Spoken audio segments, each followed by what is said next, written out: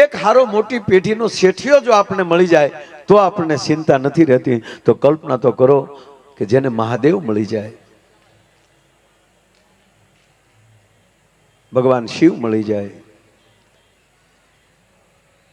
સાહેબ જ્યારથી સમજાણું છે ત્યારથી હું શ્રાવણ મહિનો આખો મહિનો કોઈ દી ક્યાંય પ્રોગ્રામમાં નથી જતો છે. બસ મહાદેવનું રટણ કર્યા કરીએ. અને નવરાત્રિમાં કોઈ દિવસ હું ગરબામાં નથી ગયો. આપણે શું કરીએ છીએ આ વખતે કીર્તિદાનભાઈએ જે અમદાવાદમાં નવરાત્રિ કરી, જેવી રીતે લાલાનું હાલ્યું ને સાહેબ, એ રીતે ગુજરાતમાં પહેલી વહેલી અવળી નવરાત્રિ થઈ હોય તો કીર્તિદાનભાઈની થઈ. ગુજરાતમાં પહેલી વાર આવી નવરાત્રિ. એક સરખા કપડા અને એક પણ એમ કહ્યું વલ્ગારિટી નહીં. બીજાને આપણે કોઈ ટીકા નથી કરતા, પણ આપણને નક્કી નથી થતું કે પોતાનું પ્રદર્શન કરવા આવે છે, માતાજીના ગુણગાન ગાવા આવે છે. 9 દિવસ જગદંબાની ઉર્જા પ્રાપ્ત કરવાના દિવસો છે. અને શ્રાવણ મહિનો 12 માસ આપણે એનું ભજન કરવું જોઈએ, પણ કેવલ શ્રાવણ મહિનો એવો છે કે તે દિવસે ભજન કરો ત્યારે એનું એક ગુણવત્તા કંઈક અલગ મળતી હોય છે. એટલે શ્રાવણ મહિના મહાદેવનું, અને આપણે જોઈએ છીએ સોમનાથમાં ત્યારે તો આમ એટલી બધી ભીડ હોય છે. આવું જ જોઈએ. શ્રાવણ મહિનાના દર્શન એ અલગ છે, પણ એનો અર્થ એ નથી કે પછી આપણે બાકીના 11 મહિના પછી ધુબાકા કરીએ. એટલે જે વસ્તુ જ્યારે સારી લાગતી ત્યારે લાગે. શ્રાવણ મહિનામાં મહાદેવ વધારે રૂડા લાગે, ત્યારે એની વધારે ઉર્જા હોય. જો અધિકારી નરમ ન હોવા જોઈએ, ડોક્ટર ગરમ ન હોવા જોઈએ. સાહેબ બે પીઆઈ બેઠા છે, આઈના કોડીનાર બે, બરોબર. અધિકારી નરમ ન હોવા જોઈએ, ડોક્ટર ગરમ ન હોવા જોઈએ.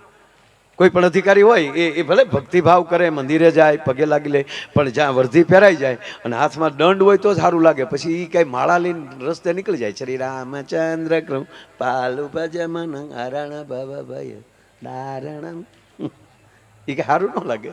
પોલીસ સ્ટેશને જાય ને ઓલા સડાપ દઈને આમ સેલ્યુટ મારે એટલે એમ કે પોચું પોચું, ખોટા બૂટ ન તોડો, ધીરે ધીરે. એ અધિકારી નરમ નો હાલો. પોલીસ સ્ટેશને બેસે અને કે કોણ હતા ભાઈ નાઇટમાં આજે? કે જી સર અમે. કેટલાને પકડ્યા? કે આજે 5 જણાને પકડ્યા. ક્યાં રાખ્યા છે? કે લોકોબમાં. નહીં, લોકોબમાં ન રખાય. 5 પરમેશ્વર કહેવાય, આત્મા પરમાત્મા કહેવાય.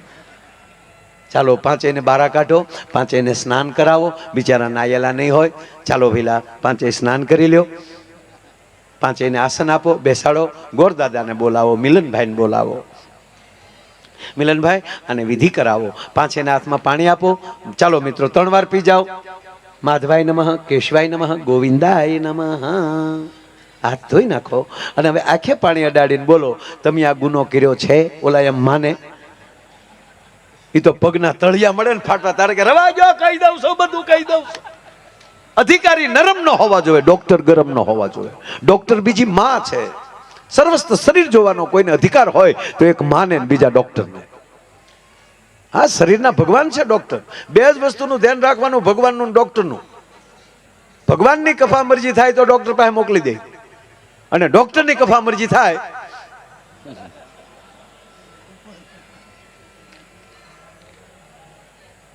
તો એ ભગવાન પાસે મોકલી દે.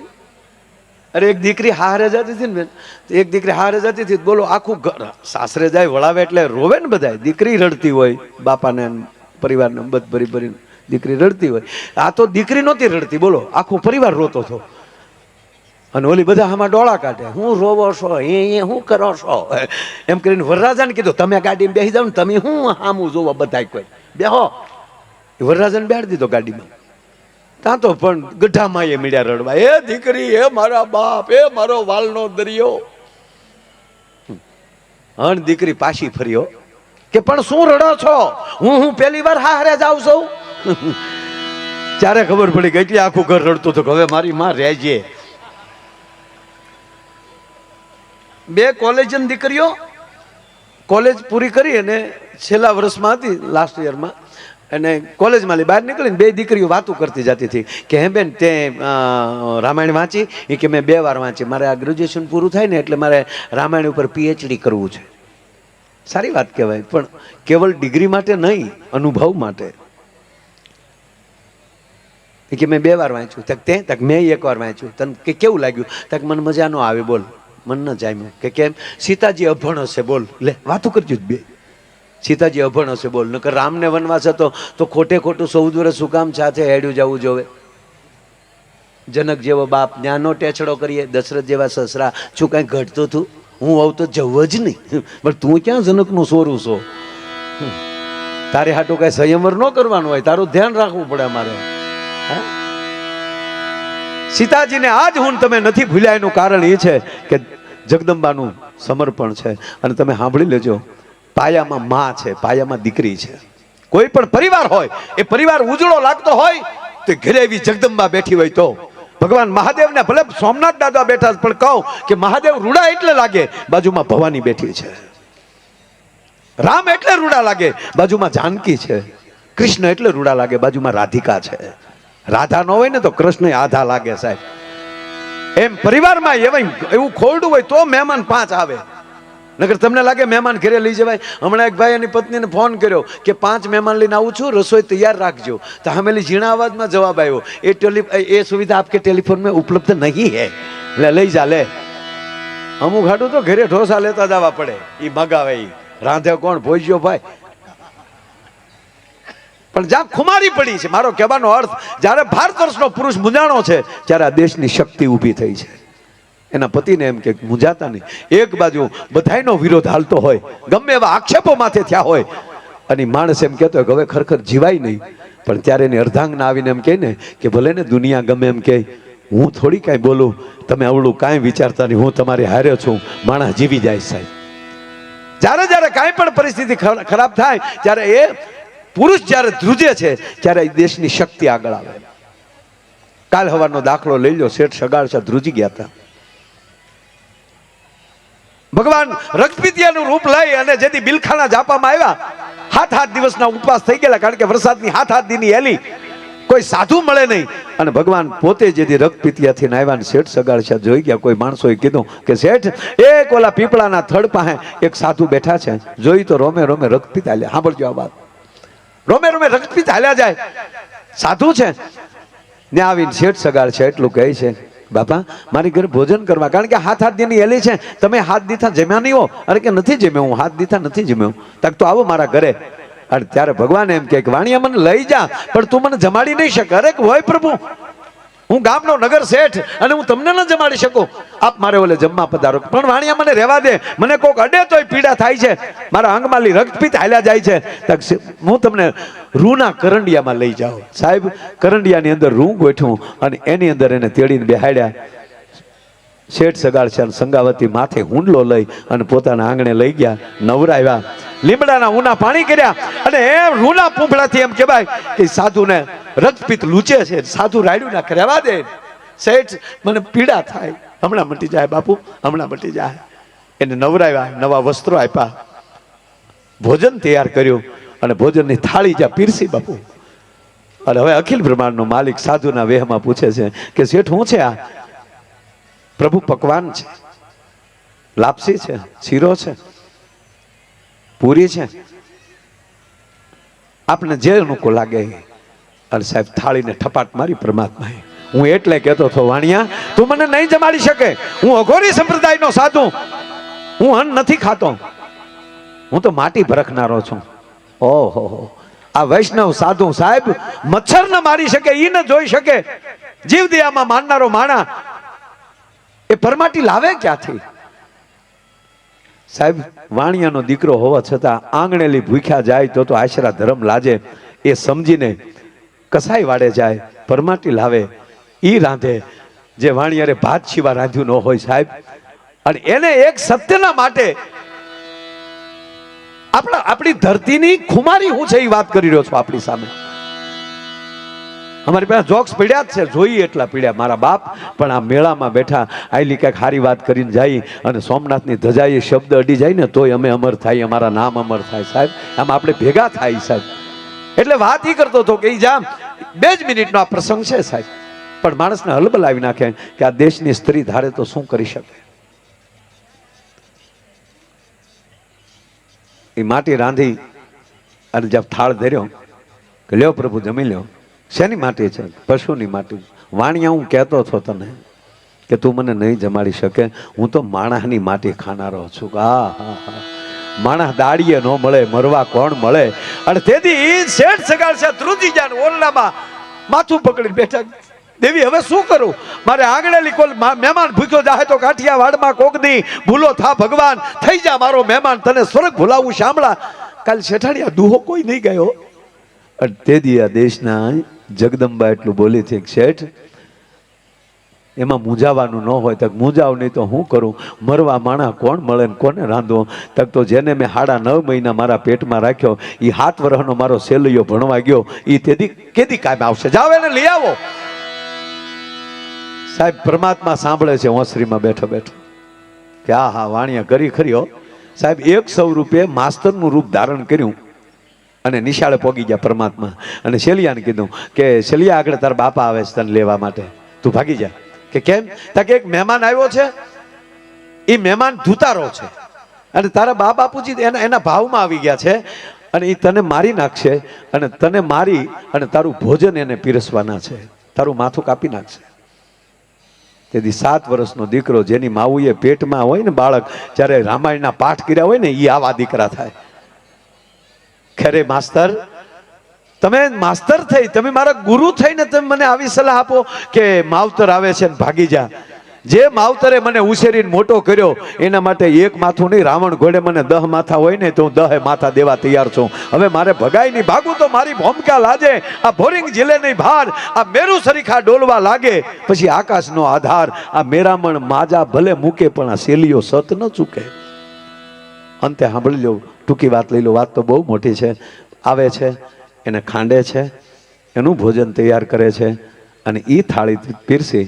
હા હવે બરાબર, લાવો મારી પાસે, ભગવાન કહે છો છેલ્લી કસોટી હવે સાંભળજો, લાવો લાવો. બહુ સરસ. પેટના દીકરાને ખાંડી નાખ્યો, એની થાળી પીરસી અને બાજુમાં સંગાવતી છે, વીંજણો લઈને બેઠી, પરમાત્માને બહાર નાખે છે. પ્રભુ ખાઈ લો, બહુ ભૂખ લાગી છે, ક્યારના અમે તમને હેરાન કરીએ? પહેલેથી કીધું હતું, પહેલેથી ખાંડી નાખતા ને આ 3 વાર રસોઈ કરવી પડી, એમાં મોડું થયું. પ્રભુ માફ કરજો, આપ જમી લ્યો. હા હું હવે જમી લઉં, પણ એક કામ કરો, મારે એક ટેવ છે, મારી બાજુમાં બાળક બેઠું હોય ને તો મને, હું તો જ જમતો હોઉં છું, તો મારી બાજુમાં એક બાળકને લઈ આવો, મારી બાજુમાં બેસે. શેઠ એટલું બોલ્યા, નારાયણ એ સંત, એક દીકરો હતો મારે, એ અમે ખાંડી નાખ્યો છે. હે હવે દીકરો નથી તમારે? એકે સંતાન નથી? કે એકે સંતાન નથી? અરે વાણિયા, તે ભૂંડી કરી, હું તને કહેતો હતો, તું મને નહીં જમાડી શકે, હું વાંજિયાનું તો ખાતો નથી. આ હા, એ વાંજિયા મેણું કદાચ ભારત વર્ષનો પુરુષ સહન કરી શકે, આપણી માં સહન ન કરી શકે.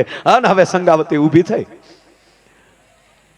ઓરડામાંથી કટાર લીધી હાથમાં અને ભગવાનને એટલું કીધું કે તમે વાંજિયાનું નથી ખાતા ને, પણ મારા પેટમાં 7મો મહિનો હાલે છે, એમાં જીવ પ્રવરી ગયો છે, અને હવે હું આ એક કટાર મારી, મારું પેટ ચીરી અને બાળકને ન લાગે એ રીતે એ બાળકને હું ઘડીક બારું જીવતું રાખી નાળેની રહેવા દઈ અને તમે જમી લ્યો ત્યાં સુધી એને હું જીવતું રાખી.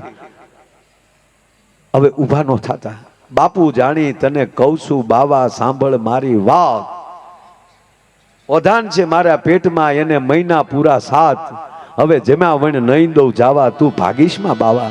હવે તું સાધુડા ભાગતો નહીં, એમ કરીને સંગાવતી હાથમાં કટાર લીધી અને જા પોતાના પેટમાં નાખવા જાય, એ રક્ત પીતિયામાલી શત્રુભુજ કાર્ય થવાઈ ગયું, ભગવાનને ખબર ન રહી. સાહેબ શત્રુભુજ હાથ પકડ્યો, બસ સંગાવતી આ તારા પેટમાં કટાર લઈ જાય, લક્ષ્મીના પેટમાં જા. માગ માગ બીડો કરવા, એ માગ માગ કહે છે, સંગાવતી રડે છે. તું અમને હું આપી દે મારા બાપ, તું શું આપી શકે? તમે ક્યારે રાખ્યો માગી લે માગી લે. છે આવી થાળી પીરવવાની તેવડ તારામાં?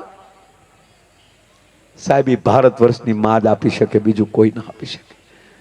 એટલે જ કહું સંગાવતી, શેઠ સગાડછા, તમને ધન્યવાદ છે તમારી ભક્તિને. અને થાળીને પરમાત્માએ આમ ઠોકર મારી અને જાણે આમ કહેવાય કે ઉલ્લી થાળી, અને એમાંથી ફૂલ ખેડ્યા અને ફૂલની વચ્ચેથી એમ કહેવાય કે શેલીઓ તૈયાર થયો. ભાઈ કે લ્યો આ તમારો દીકરો, હવે માગી લ્યો, તમારે શું જોવે છે? ત્યારે માગ્યું શું ખબર?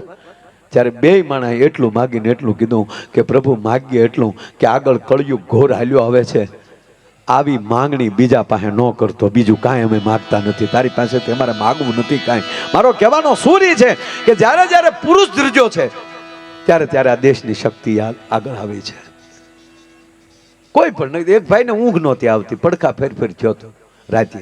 તેની પત્નીએ પૂછ્યું કેમ નીંદર નથી આવતી ને પડખા ફેરફેર થયા, શું થયું, હુઈ જાવ ને? તાકે એવું નથી. આપણા બાજુમાં નથુભાઈ રહે ને, તાકે હા. નથુભાઈ પાસે મેં 5 લાખ રૂપિયા ઉછીના લીધા હતા અને આવતીકાલની મુદત છે, આવતીકાલે દેવાના છે, પણ આપણી પાસે છે નહીં અને પઠાણી ઉઘરાણી છે, સુરુભાને આયરે લાવ્યા હતા ઉઘરાણી કરવા હતું. એટલે જો કાલ ન આપીએ ને તો આબરૂ રોડે સડે એમ છે. તેની પત્ની કે હોય તો જાય ને આબરૂ. એક 5 લાખ રૂપડીમાં કરોડ રૂપિયાની નીંદર બગાડીને બેઠા. હુઈ જાવ તમ તારે.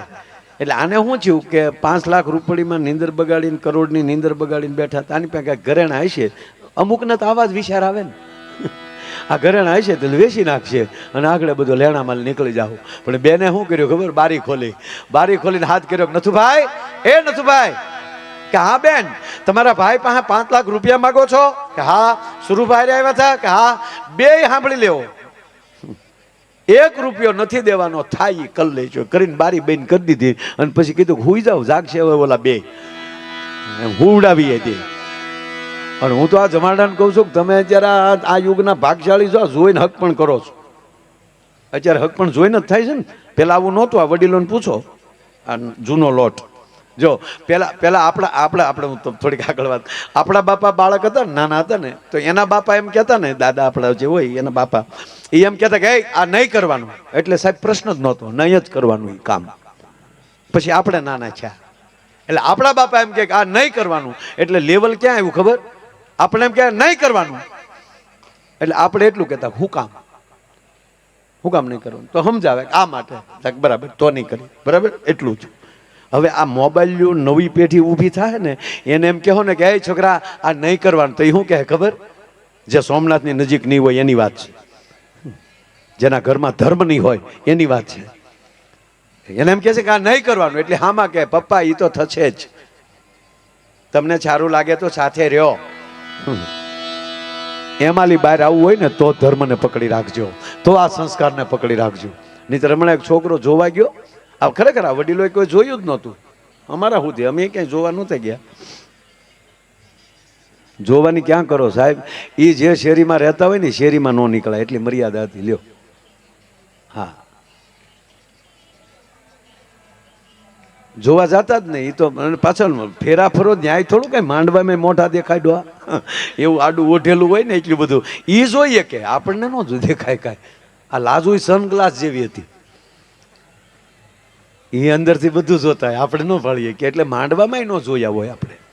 એ તો ઘરે આવીને ઘૂંઘટ ખોલ્યા ત્યારે ખબર પડી કે આ આપણા ભાઈ ગુલો રાણી બાદશાહ જે હોય. અમારે ઘોઘુના લગ્ન થયા તે પરણીને આવ્યો ને તો ઉતાવળો થયો. પરણીને આવ્યો, કોડી કડે રમી લીધો, હામે અહીંયા થઈ ગયા, કોડી કડે રમી લીધા, બધું થયું, વડીલોને પગે લાગી લીધા, દીકરી ઓરડામાં વહી ગઈ અને પછી બધા જમતા હતા. પણ આ ઘૂઘુ ઉતાવળો થયો, ક્યારે ઘરના મોટું જોઈ લઉં, મુદ્દો કેવો આવ્યો એ. તે બધાને નજર ચૂકવી અને ઓરડામાં ગયો. તો દીકરી ગણેશ આપના પાસે બેઠી હતી અને ઘૂઘુએ જઈને આમ ઘૂંઘટ ખોલ્યો, આમ દર્શન કર્યા સાહેબ. ત્યાં તો ડુંગળીના દાણા જેવડું માથું, ડાળિયાના દાણા જેવી આંખ્યું, સકરિયા જેવી આંગળીઓ, કાનકડિયા જેવા કાન, અખરૂટ જેવું નાક, લીંબુ જેવડો અંબુડો અને તણેક ભેહું ભેગી કરો એવો વાન, આખું દાંત બે તપકે. અને એમાં અમારે ઘૂઘુ હમે એને દાંત કાઢ્યા. તો આને સકરી આવીને પડી ગયો કે ઓય બાપા, આને હાટું ડીજે વગાડ્યા. એટલે ઓલી દીકરી બિચારી નવી નવી જોયેલું તો નહોતું, તેને એમ છું કે રોયા ને વાય આવતી લાગે. તે પાણી સાટ્યું મોઢા ઉપર ને ડુંગળી ભાંગીને હું ગાડીને 15 મિનિટે ઓલો ભાનમાં આવ્યો. એ બેઠો થયો ત્યારે એટલું બોલી કે હા આમ શું કરો, હજી હું પરણીને હાલે આવું છું. કાલ સવારે હું પાણીની હેલ ભરીને ગામની બજારમાં નીકળું તો મારે કઈ કઈ ડેલીએ લાજ કાઢવી એ તો ભલાથી ને કયો. ત્યારે ઓલો માઇન્ડ એટલું બોલ્યો કે ઉઘાડા મોઢે ઊભી બજારે વહી જાય, આમાં કોણ ભડનો દીકરો તારે હમું મીટ માંડે એવું છે.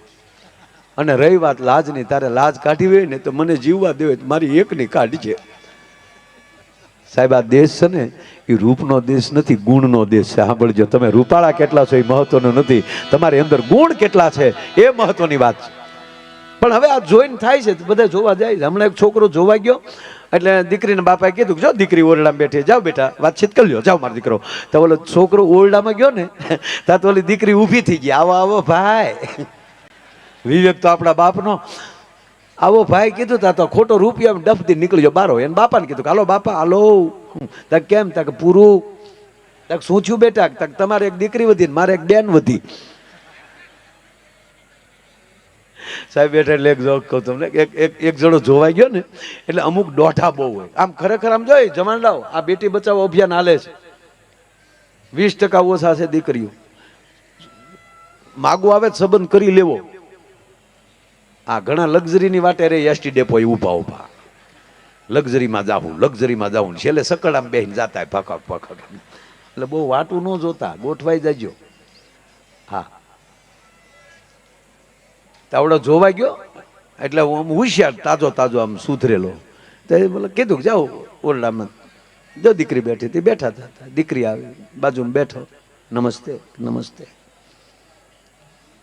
અને આમ પહેલી વાર હોય ત્યારે તો પહેલી વાર બેહે ને ત્યારે કેવા ડાયા હોય. હા, પહેલી વાર જોજો દીકરી દીકરો બે વાતો કરતા હોય ને તમે ત્રાહી નજરે જોજો, એવા મારા દીકરા વિવેકથી પેલો આમ બેઠો આમ. હા, મેં એમ જ હોય.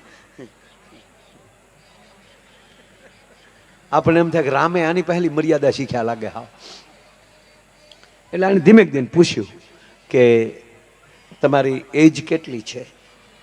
આ તાજો સુધરેલો. હવે ઓલી દીકરી બિચારી ગામડાની આપણી, શું કીધું? એજ એ શું કહેવાય એજ? તમારી ઉંમર કેટલી છે એમ પૂછવું. એ મારા બાન પૂછ્યું ને, મારા બાન નો ખબર હોય, મને થોડી ખબર હોય. તમારે બાન પૂછવું. તમને રસોઈ ફાવે છે? રસોઈ હવે દીકરીઓને પૂછાય તમને રસોઈ ફાવે છે? આ છોકરાઓને પૂછાય તમને ગાળ્યું આવડે એમ? દીકરીને કીધું કે તમને રસોઈ ફાવે છે? તો હા, રસોઈ તો ફાવે જ ને. શું ફાવે છે? એટલે દીકરીએ કીધું કે રોટલા, રોટલી, દાળ ભાત, શાક, લાપસી. આમ તો જે દીકરી એમ કીધે ને કે રોટલો ને લાપસી આવડે, પછી બીજું માણાના પેટના પૂછાય નહીં. તમે બધી રસોઈ ચોપડીમાં જોઈને શીખી શકો, ટીવીમાં જોઈને શીખી શકો, પણ એક રોટલો અને એક લાપસી એ વાંચ્યું ન શીખાય. એ તો જેની જનેતાને આવડતું હોય એ જ દીકરીને આવડે, બીજાને ન આવડે સાહેબ. રોટલો ફાવે ચરચ. હવે એટલેલી પાછો ફરે ને સાવડા સાહેબ એ માણા તો એનું વ્યવહાર થઈ જ જાય, પણ થોડોક આગળ વધ્યો. અચ્છા, તો બાજરાના લોટનું શું થાય? એટલે દીકરીએ કીધું બાજરાના લોટના રોટલા થાય, સરમિયા થાય, જે થતું હતું બધું કીધું. અચ્છા, ઘઉંના લોટનું શું થાય? તો કે રોટલી થાય, લાપસી થાય, શીરો થાય, સેવ થાય, એ બધું કીધું. અચ્છા, અડદનું શું થાય? તો કે એના પાપડ થાય, દાળ થાય. દીકરી ગોથું ખાઈ ગઈ કે આ વ્યવહાર કરવા આવ્યો કે આને લોજ કરવી મરી ગયા ને. એકલો પૂછ થયો છે. એટલે દીકરીનો આમ ધીરે ધીરે મગજ, પણ ખાનદાન બાપની દીકરી એટલે અવિવેક તો ન જ કરે. મગનું શું થાય? તો કે એની દાળ થાય, ખીચડી થાય, મગના પાપડ થાય, શીરો થાય, ચરચ. ચણાના લોટનું શું થાય? તો તારા બાપનો દાડો થાય. ના, ઈ નહોતી બોલી, તો હું બોલ્યો. એ દીકરી તો નહોતી બોલી. દીકરી જે ચણાના લોટનું જે થાય એ બધું કીધું. હવે ન્યાલી પાછો ફરે તો સારું. હવે એને છેલ્લે કીધું કે માની લ્યો કે આપણા ઘરે મહેમાન આવ્યા હોય તો તમે શું કરો? આપણા ઘરે મહેમાન આવ્યા તો તમે શું કરો? આવી રીતે આવ્યા હોય મહેમાન, ફોટા પાડે. વાહ,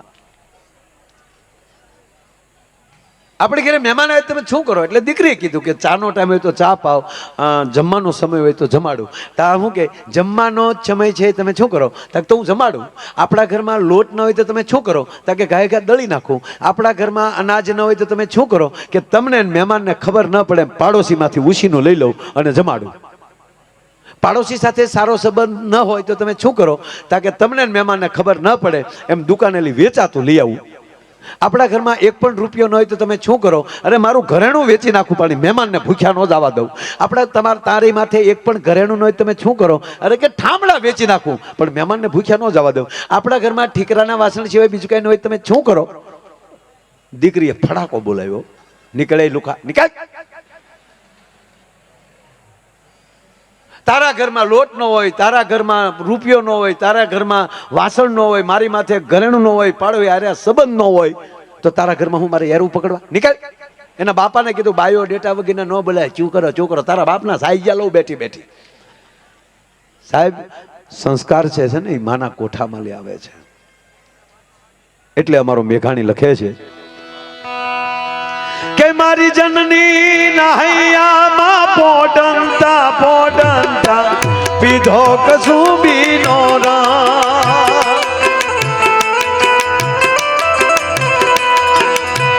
એ મારી જનની ના ટેપ ટુ ટેપ બાપુ. એ મારી જનની નહૈયામાં પોડંતા પીધો કસુંબીનો રામ.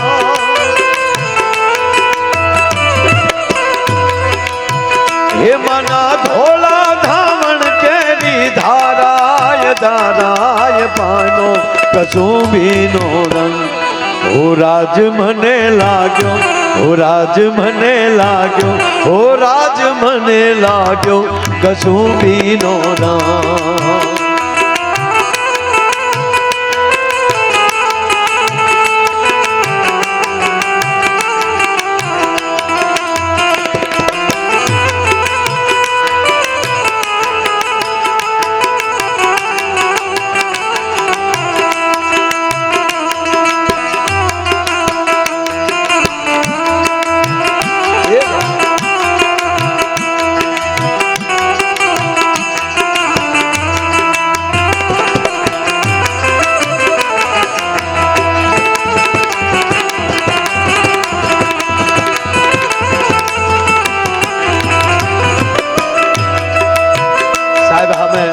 મેઘાણી જયંતિના દિવસે ભાવનગરમાં સાહેબને સામે અવસર મળેલો. આજ પછી અહીંયા સોમનાથમાં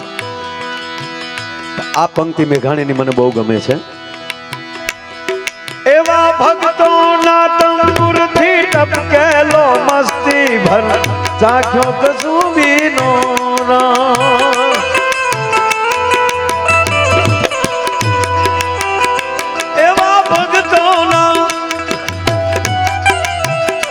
એવા ભક્તોના તંબુરથી ટપકેલો મસ્તી ભર ચાખ્યો કસુંબીનો રામ.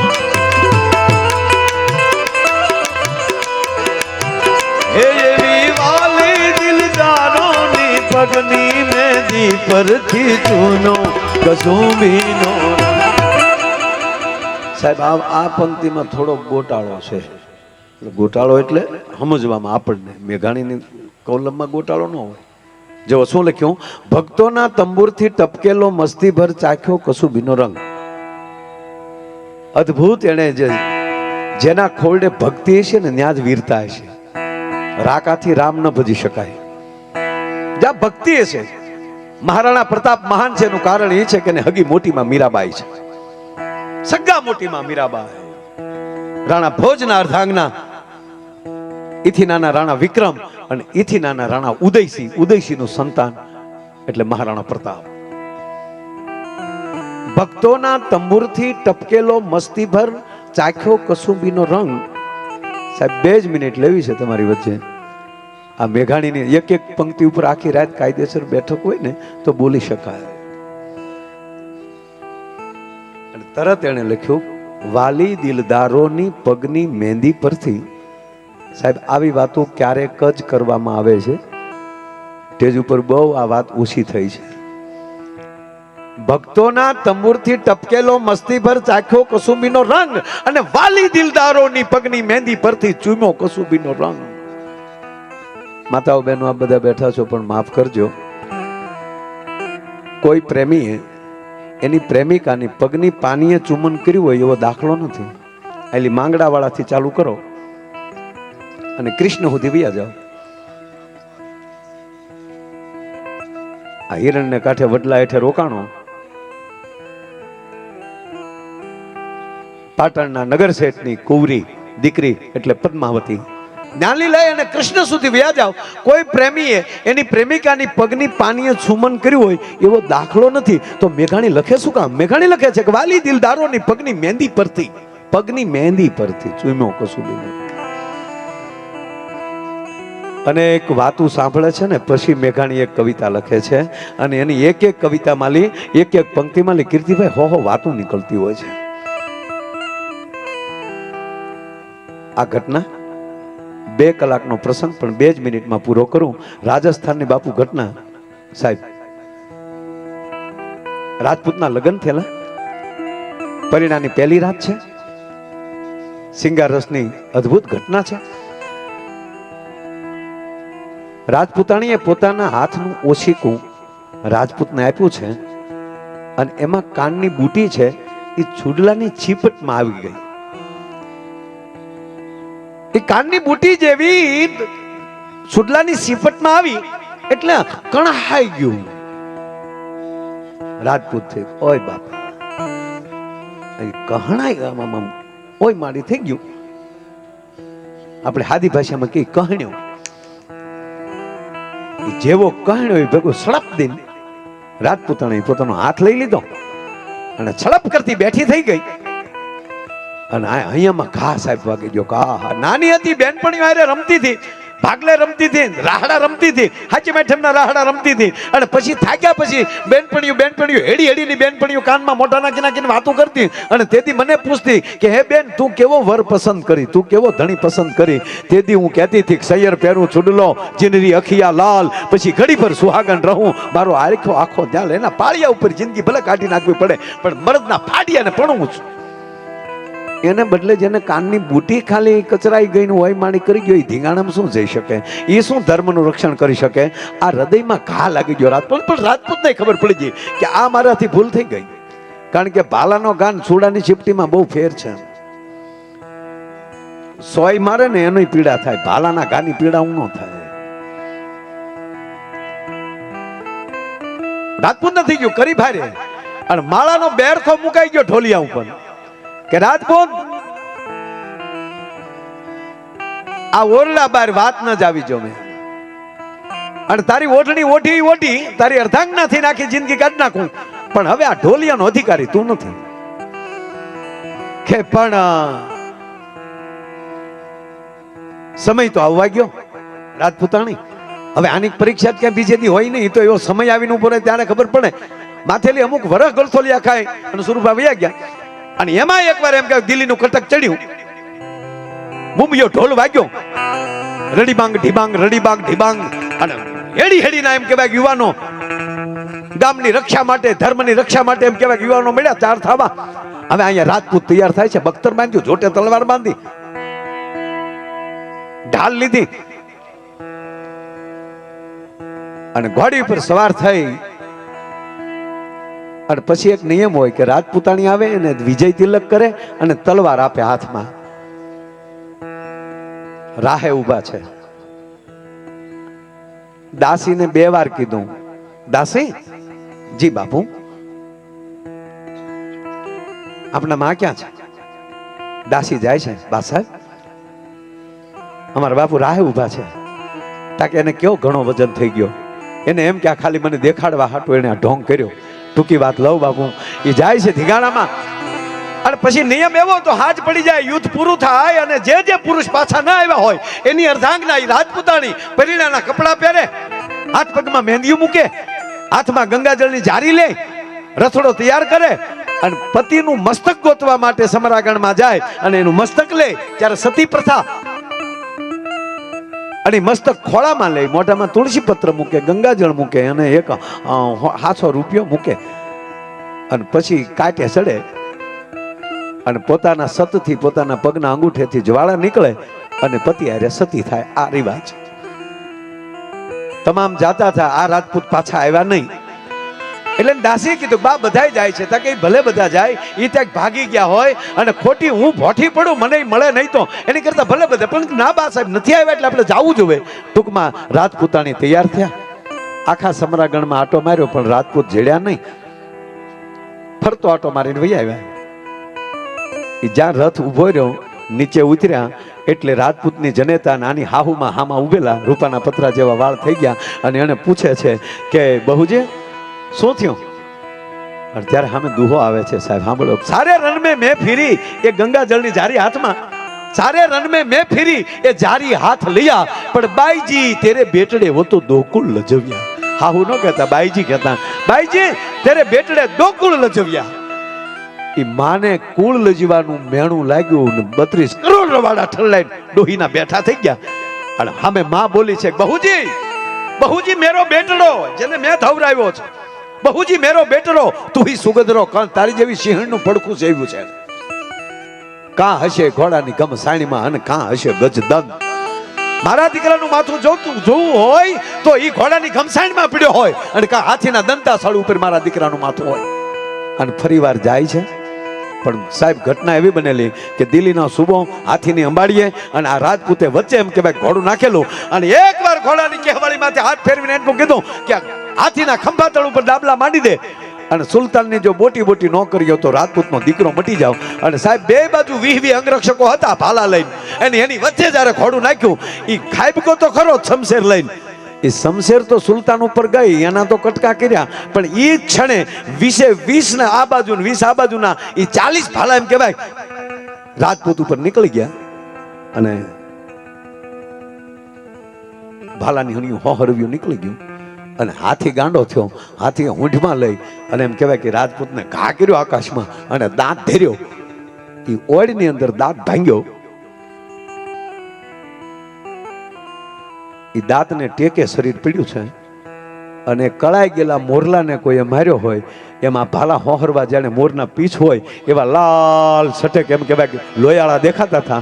અને ભાલાની અણીએ ઓલા દાંતની અણીએ એમ કહેવાય કે આ પુરુષ રાજપૂત પોઠ્યો છે, લોહી તરપી રહ્યું છે. માથે ગીધડા અને કાગડાના ટોળા ક્રાઉ ક્રાઉ આટા મારે છે. અને ત્યારે કાગડાઓને કહે છે રાજપૂત, હે ભવાની, હે ભગવતી, મને ઘડીક જીવતો રાખજે, મારી આંખ વિચાવી ન જોઈએ જ્યાં સુધી મારી રાજપૂતાણી મારી સામે ન આવી જાય. એ યમરાજ મારો આત્મો ન લેતા, નારાયણ મને જીવતો રાખજે. હે મહાદેવ, આ તારો ગણ થઈને આવ્યો છું, તારા ગણને જીવતો રાખજે. અને કાગડા જે આકાશમાં ફેર્યા ત્યારે કહે છે, કાગા સબતન ખાઈયો, એ કાગડાઓ મારા આખા શરીરને ખાઈ જાજો. કાગા સબતન ખાઈયો, સુન સુન ખાઈયો માંસ, मेरी दो नैना मत खाइयो, मुझे पियू मिलन की आश. मारा बे आंखों ने तो जीवती રહેવા દેજે. અને એમાં જા રાજપૂતાણી આવ્યા અને આમ જા જોયું ભાઈઓ, આહા ખીલેલો ખાખરો પીડ્યો હોય આપણી ગીરનો, એવો લાલ ઘોમ અને જોબડિયા ભરાણા લોહીના મોઢામાં શબ્દ નીકળ્યો, રાજપૂતાણી જય માતાજી. દરબાર જય માતાજી, જય માતાજી કેવા જાય. અને અમારો કાગ બાપુ એક પંક્તિ લખે છે. રાજપૂતાણી કહે છે કે રાજપૂત મને માફ કરજો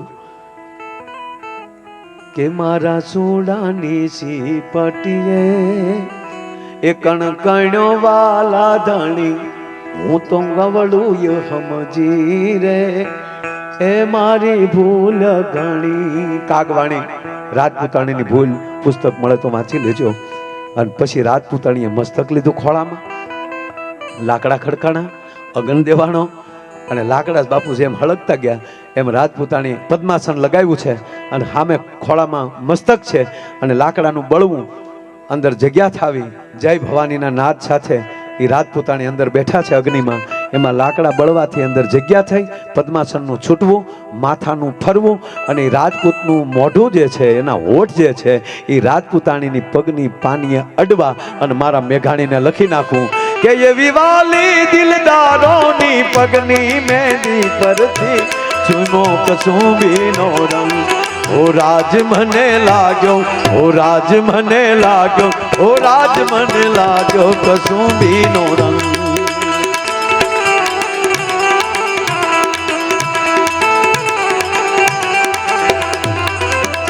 मारी जननी नाहैयाમાં પોઢંતા પીધો કસુંબીનો રંગ.